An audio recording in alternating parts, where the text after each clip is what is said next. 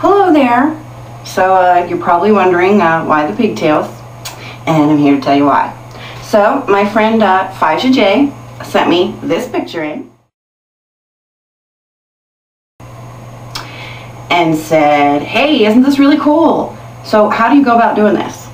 So I'm guessing from the picture what they probably did was tie it, you know, every inch or so down and then fluff it and all that stuff, but you know, that's completely impractical on a day-to-day basis. I'm here to tell you, however, that I have two alternatives that look very similar, even if they're not quite the same. But they look close, and that's what I'm all about. I mean, that's what you gotta do when you work from pictures. So, since I have two different ways of going about it, we're gonna do two different braids. And you know me, I like to start with ponytails because it's easier to demonstrate. Alrighty, so let's get started, shall we? So, comb out. Our first one is going to be a variation of the rope braid. Very simple, if you know how to rope braid. If you don't, I have a tutorial on that. Go check. Alright, so instead of separating them into two equal pieces like we usually do, we're going to separate them into one skinny piece and one really big piece. So twist them both towards yourself, towards your face, I guess.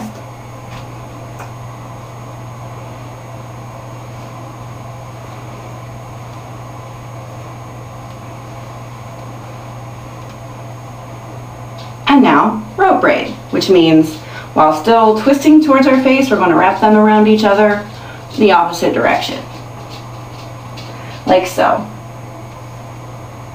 Now, you want to make sure you pull it up there tight.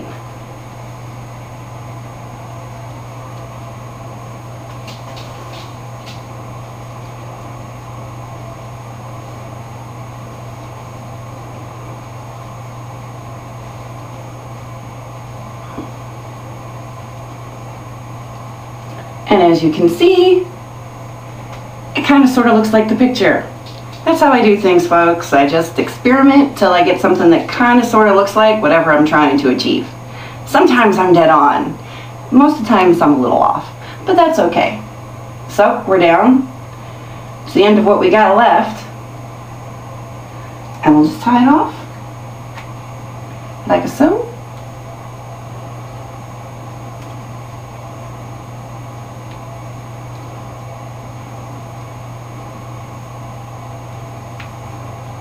And as always, with every rope braid, it'll loosen up a little bit when you let it go.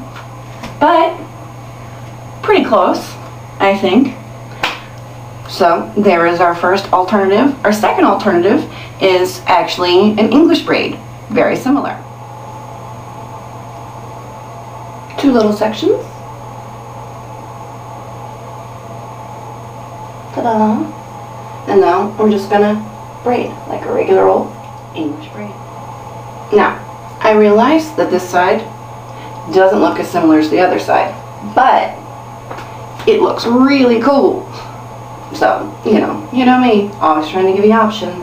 Options, interesting things to do with our hair. The only problem with this is that you're going to have a lot left over at the bottom. But that's okay,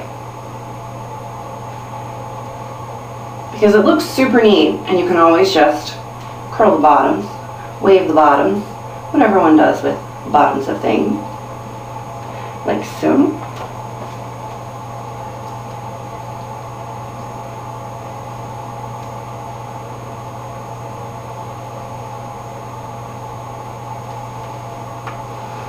Ta-da! So we have two very different braids.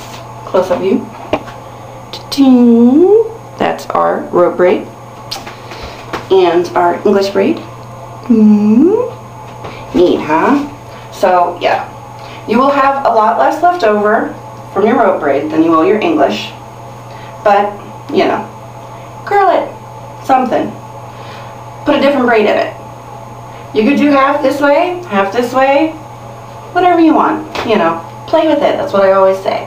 Alrighty. I hope you enjoyed that. I hope you try it, and I will see you next time.